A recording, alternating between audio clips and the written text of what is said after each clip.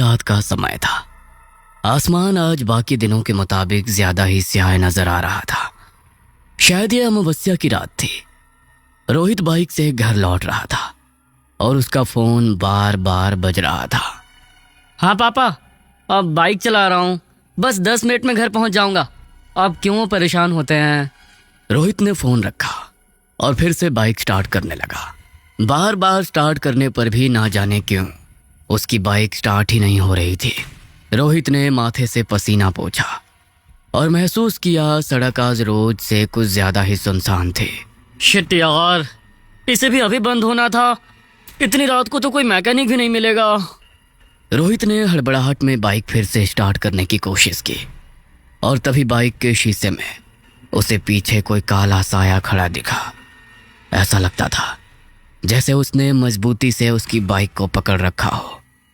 घबराकर रोहित के हाथ से फोन छूट गया। उसने डरते डरते पीछे देखा, लेकिन पीछे कोई नहीं था।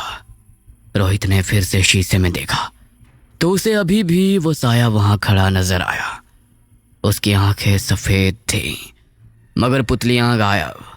उसका नाक, कान, होठ कुछ और नजर नहीं आ रहा था, जैसे सब एक ही में मिला हुआ था। रोहित का शरीर सुन्न पड़ रहा था। अचानक उसे अपने कंधे पर एक ठंडा हाथ महसूस हुआ और उसी के साथ रोहित बाइक और फोन वहीं छोड़कर पैदल ही घर की तरफ भागने लगता है। रोहित शहर के सबसे बड़े कॉलेज में पढ़ने वाला एक अमीर बाप का बेटा था। महंगे कपड़े, बाइक, मोबाइल और बेहिसाब पॉकेट मनी ने उसे मुंहफट और लापरवाह भी बना दिया था। एक दिन रोहित अपने दोस्तों के साथ कॉलेज की पार्किंग में बाइक पर बैठा हुआ था। उफ, जरा देखो तो कयामत जा रही है। अरे हमारे कॉलेज में कयामतों की कमी थोड़ी ना है। अरे यार रोहित, क्या तू हर समय फोन में आंखें गड़ाए रहता है? अरे जरा नजर उठाकर तो देख, सामने क्या मस्त नजारा है। अरे हट भाई, तू ही ले ऐसे नज़ारों का मजा, क्योंकि मुझे तो इन सब में कोई दिलचस्पी नहीं है। क्यों भाई, लड़की नहीं तो लड़कों में इंटरेस्ट है क्या तुझे? अपनी हद में रहा कर जतिन, ये सब कहने की हिम्मत कैसे हुई? अरे ठीक है भाई, इतना भड़कने की क्या जरूरत है? मैंने तो बस मजाक ही किया यार। अगर एक हल्का सा मजाक मैंने तेरे गाल पर रख दिया ना तो तेरा दिमाग घूम जाएगा। तेरी औकात नहीं है मेरे साथ मजाक करने की। अरे यार बस भी करो, इतनी सी बात के लिए इतना क्यों लड़ रहे हो? मुफ्त की दारू पी पी कर ज्यादा ही बोलने लगा है ये। अपनी औकात में रहा कर, भिखारी कहीं का। याद है ना, कॉलेज स्टार्ट हुआ था तो चाय पीने के भी इसकी जेब में पैसे नहीं होते थे। आज मेरी बिल्ली मुझे को म्याऊं कर रही है। इतना बोलकर रोहित गुस्से में बाइक स्टार्ट करके वहां से चला गया। लेकिन आसपास खड़े कई लोगों ने रोहित की ये बात सुन ली थी। उस छोटी सी बहस ने जतिन के दिल में गहरी आग लगा दी थी। ऊपर से रोहित की कही गई बात उसके कानों में बार बार गूंज रही थी। अरे छोड़ ना भाई, ये सब तो दोस्तों में चलता ही रहता है। चल तुझे ठंडी बियर पिलाता हूँ, फिर तेरा दिमाग एकदम शांत हो जाएगा। बाहर में जाओ तुम और तुम्हारी बियर। शाम को जतिन अपने कमरे में अकेला बैठा था। उसके सामने टेबल पर रोहित और सूरज के साथ खिंचवाई गई उनकी पुरानी फोटो रखी थी। वो फोटो को लगातार घूर रहा था। अचानक गुस्से में वो फोटो फ्रेम को धक्का मारकर जमीन पर गिरा देता है। तभी उसके फोन पर एक अनजान नंबर से मैसेज आता है। क्या किसी से बदला लेना है? अगर हाँ तो सोचो मत, उसका नाम और फोटो भेजो और देखो काले जादू का अविश्वसनीय चमत्कार। मैसेज पढ़ते ही जतिन चौंक गया। ये क्या है? अब आजकल के लोग कुछ भी स्कैम करते हैं, पागल गवार कहीं के। जतिन ने फोन एक किनारे फेंक दिया और सो गया। लेकिन उस रात उसे ठीक से नींद नहीं आई। अगले दिन फिर से उसकी आंख फोन बजने से ही खुलती है। आधी नींद में वो फोन देखता है। ये क्या है? शिट! किसी ने जतिन और रोहित की लड़ाई का वीडियो बना लिया था और उसे फेसबुक पर अपलोड भी कर दिया था। जो वाकया अभी तक बस 2-4 लोगों ने ही देखा था, वो अब सब देखने वाले थे। शर्म और गुस्से से जतिन अपना फोन जोर से पटक देता है। कुछ देर गुस्से में आंसू बहाने के बाद जतिन फिर से फोन उठाता है और मैसेज को दोबारा पढ़ता है। 100% समाधान। कुछ देर तक जतिन सोचता रहा। फिर उसने गुस्से में रोहित की वही फोटो उस नंबर पर भेज दी।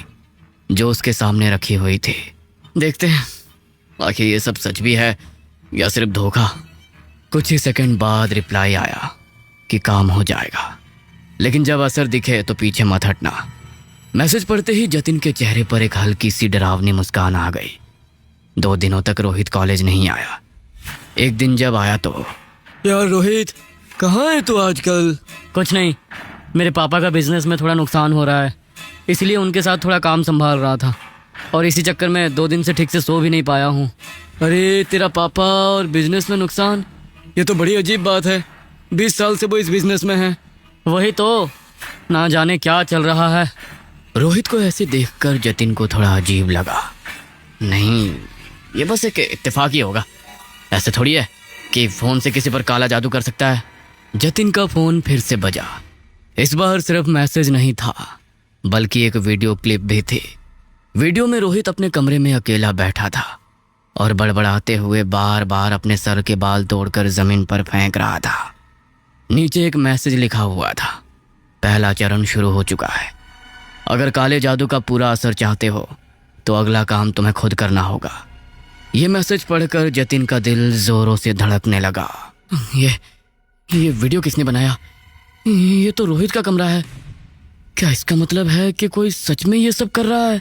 आज रात 12 बजे एक काले कपड़े में उसकी फ़ोटो लपेटो और 3 बार उसका नाम लेकर बोलो, जैसा दर्द तूने दिया है वैसा दर्द अब तू भुगत।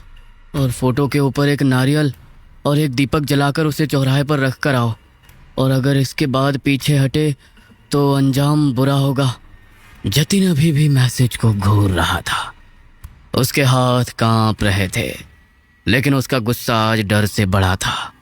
उसने मैसेज में लिखा सब कुछ कर डाला और फिर धीरे से बोला, अब जैसा दर्द तूने दिया वैसा दर्द अब तू भुगत।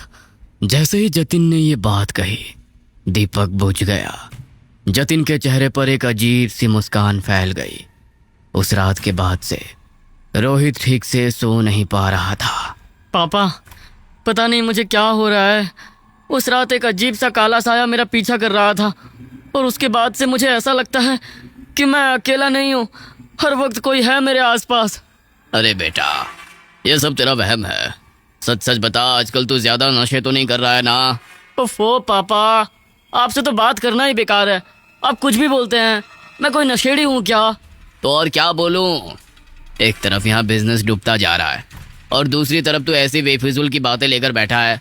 हद होती है ना समझी की। किशोर रोहित की बात को टाल देता है, लेकिन ये वहम नहीं था।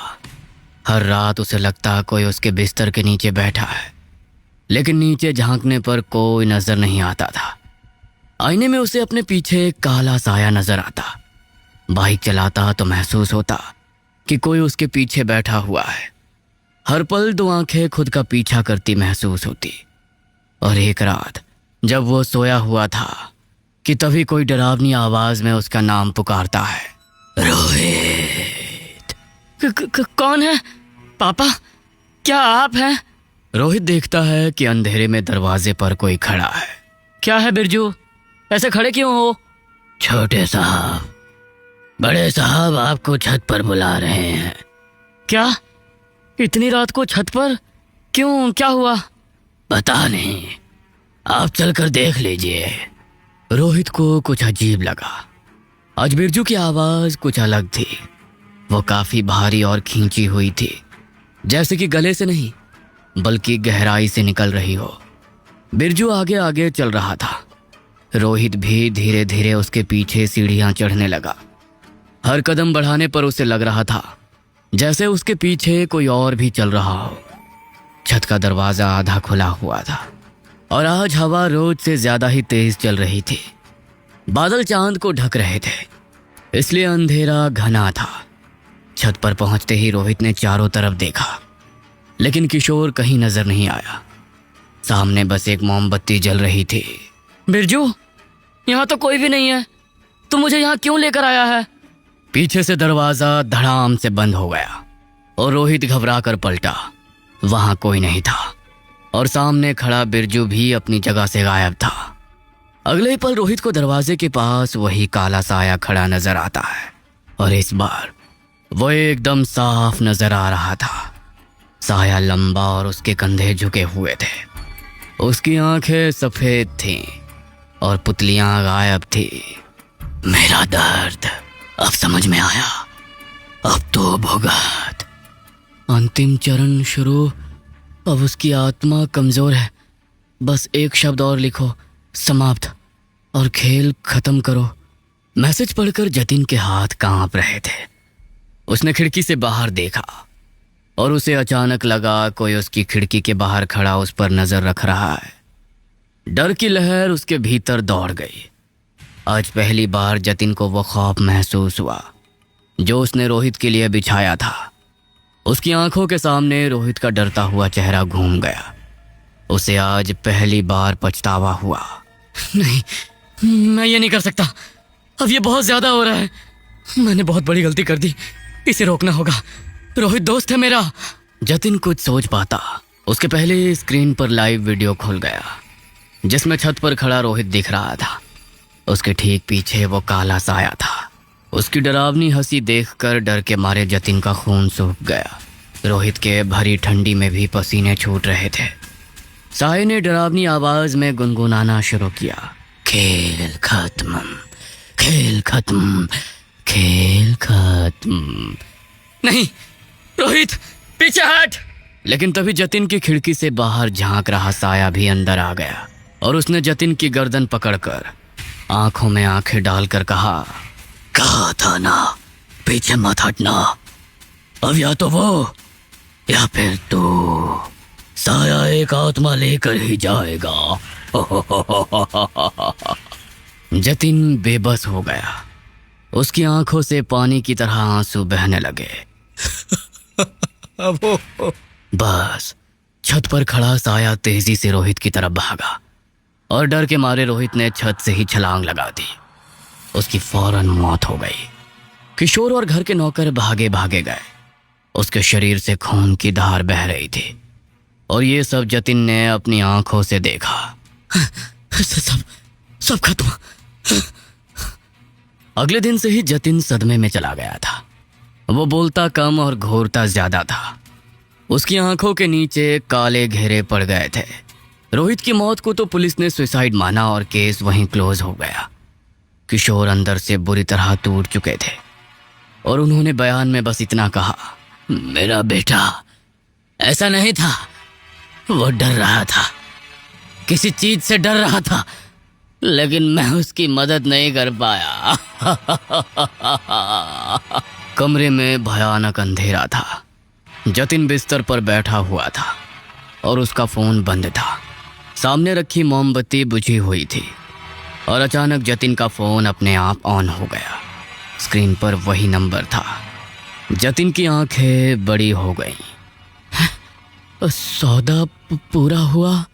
जतिन के हाथ सुन्न पड़ गए। फिर दूसरा मैसेज आया, अब अगला नाम भेजो। ये देखकर जतिन का गला सूख गया। नहीं, मैंने तो सिर्फ एक बार, बस एक बार किया था, अब दोबारा नहीं। तभी कमरे की लाइट झपकने लगी और पीछे से वही आवाज आई, या तो वो या फिर तो। जतिन की जैसे सांसें ही अटक गई। हिम्मत जुटाकर उसने किसी तरह धीरे धीरे पीछे मुड़कर देखा, लेकिन इस बार वहां पर काला साया नहीं था। वहां खड़ा था रोहित। उसका चेहरा नीला पड़ा हुआ था, आंखें सफेद, गर्दन टेढ़ी। इस बार तू चल, खेल खत्म करते हैं। अचानक कमरे में अंधेरा हो जाता है और जतिन की चीख सुनाई देती है। कुछ देर बाद जतिन खून से लथपथ जमीन पर पड़ा था और ये खूनी खेल खत्म हो गया था।